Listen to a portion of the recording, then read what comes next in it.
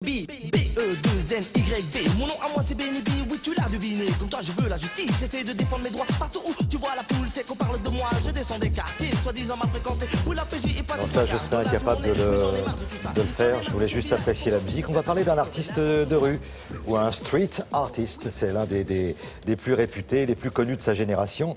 La ville, c'est son terrain de jeu. Et bien, figurez-vous que Julia Livage l'a rencontré pour nous. Là, il a un nom assez curieux, hein.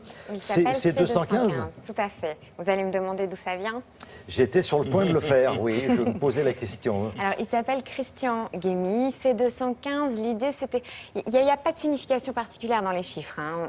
L'idée, c'était de déshumaniser un petit peu le nom comme un numéro de matricule. Vous voyez ce que je veux dire? On est dans la rue, on est dans le street art. Donc, voilà.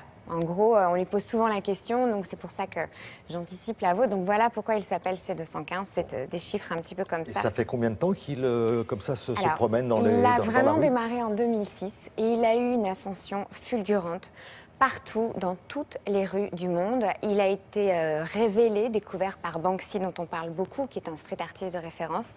C215, c'est un univers, c'est un artiste engagé qui nous présente aujourd'hui cette exposition qui s'appelle Douce France. Alors, pour l'idée, Douce France, qu'est-ce que c'est? On est en octobre 2013, il y a l'affaire Taubira qui est insultée, propos racistes, les bananes, on est dans les rues d'Angers. Cette histoire va réveiller quelque chose chez Christian Guémy qui va vraiment s'interroger sur l'identité nationale.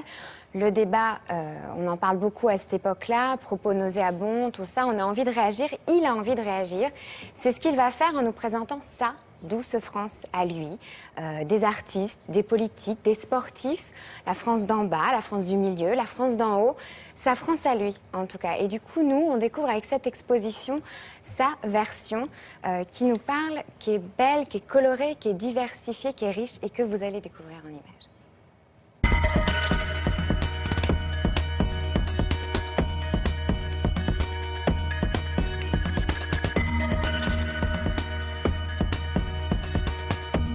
Je m'appelle Christian Guémy, j'ai 41 ans, mais je suis plus connu sous le nom de C215. Je suis artiste pochoiriste. Je peins le plus souvent dans la rue, parfois sans autorisation, et je peins en général des portraits. J'ai rencontré Christian, j'ai regardé ses œuvres, je suis rentré dans son travail, je l'ai vu évoluer, je lui ai demandé d'intervenir dans le 13e. C'était une histoire d'amitié, et l'histoire d'amitié commence d'abord par une rencontre. J'utilise des pochoirs, c'est-à-dire que ce sont des feuilles ou des cartons que je découpe. Tu fais un dessin et tu peins au travers. J'ai réalisé des portraits aussi insolites que ceux de Sacha Distel. J'aurais jamais imaginé faire le portrait de Sacha Distel ou Johnny Hallyday ou des artistes ou des auteurs, des personnalités politiques comme Raymond Barre, dont j'aurais pas imaginé faire le portrait précédemment. Christian, c'est un artiste politique dans le sens plein et entier du terme, c'est-à-dire qu'il interroge la société dans laquelle il vit. Et cette exposition Douce France, évidemment, c'est un moment important de cette analyse, de cette introspection, avec un peu de poil à gratter, avec quelques provocations, mais c'est un artiste.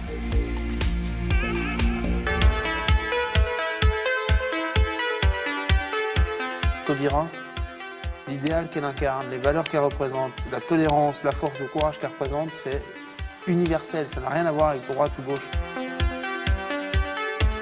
Je viens d'un milieu assez populaire et j'ai toujours défendu quelque part les marginaux, les exclus, le peuple, les sans classe, la France d'en bas comme on dit. J'ai toujours voulu travailler sur des œuvres accessibles, avec un langage accessible, donc la figuration, le portrait, pour que les gens puissent s'identifier, apprécier, quel que soit leur degré de culture, ou leur provenance, ou leur âge. Les street artistes ont ça de très fort, c'est qu'ils partagent ce qu'ils font, leur création artistique, avec un public très large, en intervenant directement au pied de leurs immeubles.